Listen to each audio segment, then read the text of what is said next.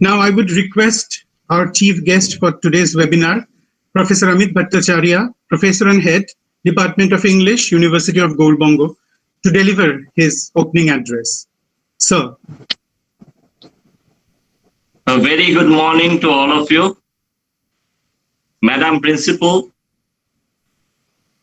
honored colleagues from Malda Women's College, eager organizers, distinguished resource persons, Shubhashree Bhattacharya and Somashi Sengupta, colleagues, dear academicians, dear students, and esteemed members of the audience.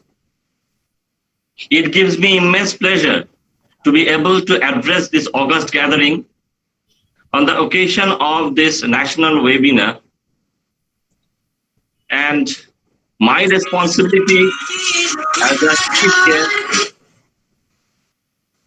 is to wipe out the irksome image of the chief guest as some old fogey dishing out dire drivel or mouthing pleasant platitudes, as the case may be. This webinar is the fruit of immense thought from a very enterprising group of teachers from the Department of English, Malda Women's College. So I must congratulate them on their enterprise. We know that the title of this webinar is very, very suggestive. The line, "The still sad music of humanity," has been taken, as we all know, from William Wordsworth's poem, lines written a few miles above Tintana Bay. And the rest of the webinar title is also very suggestive. The COVID-19 crisis, COVID-19, which thing that our dear colleague Dibbo Bibo has considered a metaphor for stagnation, has led to a crisis and is a crisis in itself. Now we must understand the nature and scope of this crisis. Etymologically, crisis has very suggestive couple of meanings. One is the worrying and dangerous situation that can be very painful and lead to disaster. At the same time, crisis can also mean a very critical time, a very important time when great things for the future happens or is planned. In the medical view, crisis can mean that crucial time in the progression of a disease that signals either the juncture from which the patient grows worse or grows better. Now, so far as coping strategies are concerned, coping etymologically means coming to blows or contending with. So obviously, strategies that may mean overall either in civilian or in military context. So we are left with the significational plane, the semantic plane of three things. Number one, awareness. Number two, attitude. And number three, action.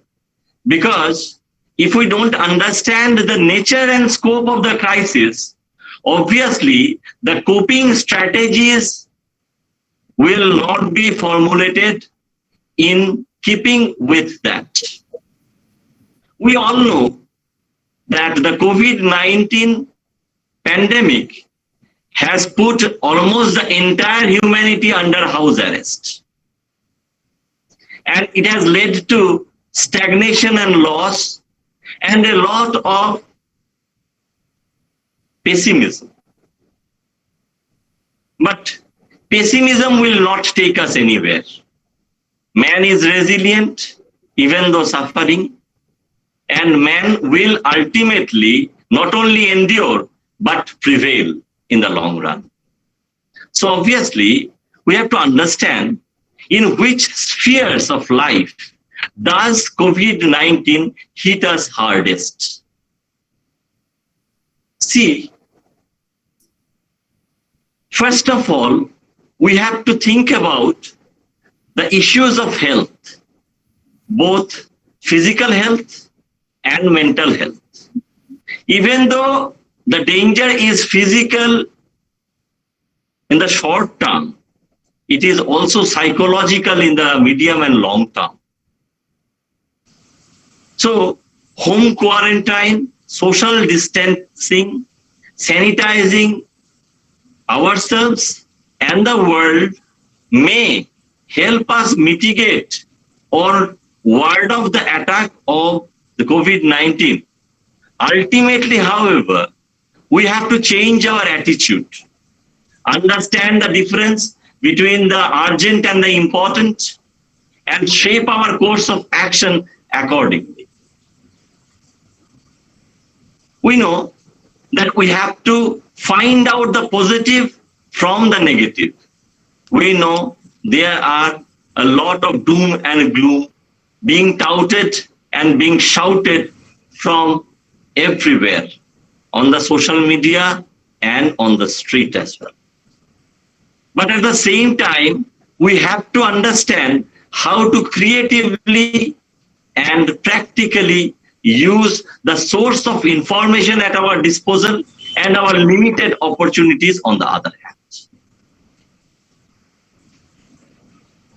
Since this is an academic institution, here I must also say something about the problems and prospects of both imparting knowledge and education on the one hand, and imbibing knowledge and education on the other.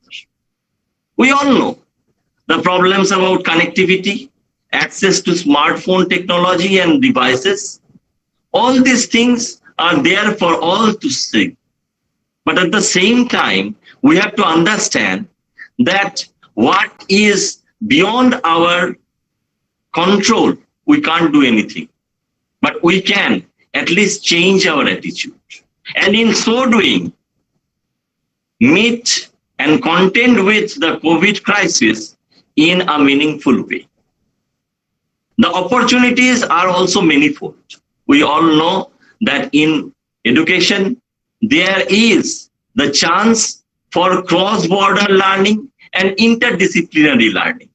And that is why people from America or Mongolia can also join us, connectivity permitting, and share their expertise and experience with us to make the academic experience really meaningful and insightful. At the same time, we have to understand that another sphere of life where the COVID-19 is hitting us very hard is the economy, employment, and our earnings. We know the ILO, the International Labour Organization, in their survey have painted a dire picture of job loss, productivity loss, loss of earnings, and worldwide recession. But Guy Ryder, the Director General of ILO, has also said that if we take fast, decisive, and united policy measures, we can create the difference between survival and collapse. How can we do this? We know we can do this by investing in the four pillars: helping the enterprise, boosting the economy, protecting the workers in the workplace, both physically and financially, and at the same time, diversifying our economic policies in a meaningful way.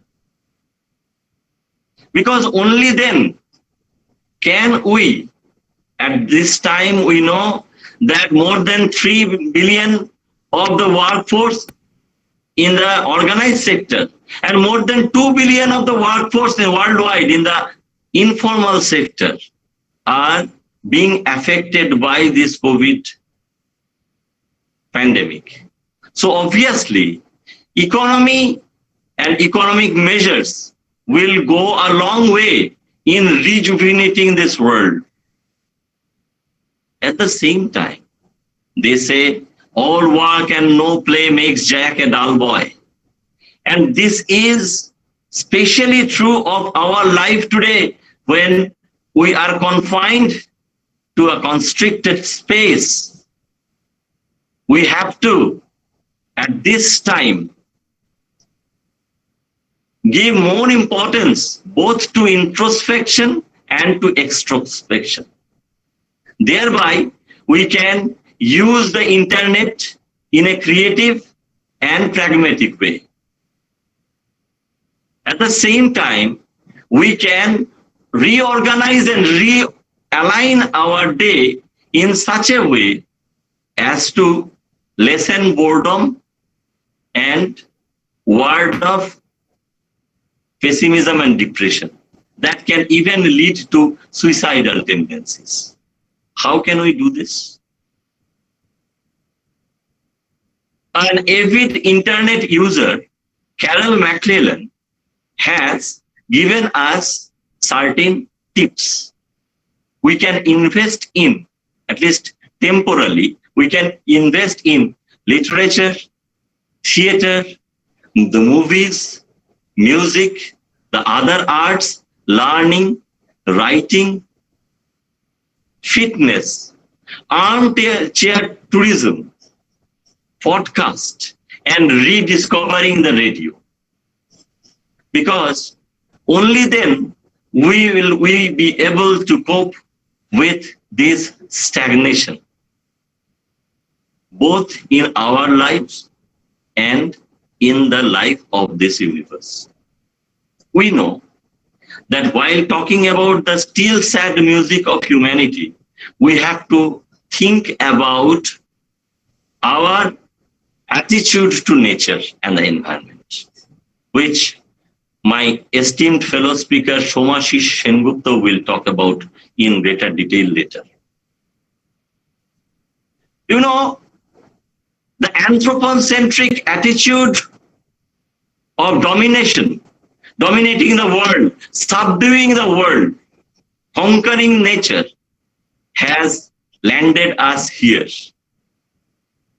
So we have to readjust our intellectual radar to reassess our relationship with nature, the other species, and the world at large. At the same time, another of my esteemed fellow speakers, Shubhashree Bhattacharya, will talk about the soundscape and writing that have resulted from the COVID-19 pandemic situation. We all know the images, the words, and the sounds that are emanating from this COVID situation have forced us to take stock of our situation. So we have to do that, but at the same time, we have to understand that the world and her resources are enough for our needs, but not enough for our greed. We have to set the agenda, not only how to reach out to our students, and our fellow human beings. But what to think about, what to teach, the agenda has to be set right, because it has gone askew. Noam Chomsky has shown us how neoliberalism has failed in its responsibility to keep the world a fit place for our residents. Whereby in 2014, the project of manufacturing simple and low-cost ventilators had been scuttled by the US government only because it didn't pay much. Here, we have to understand that the only alternative to coexistence is co-destruction. And that is why, in the final analysis, we have to understand how that anecdote of an emperor and the jester holds true here and now. We must end here because all good things should come to an end at last. I must end here by recalling a story of an emperor going to his jester.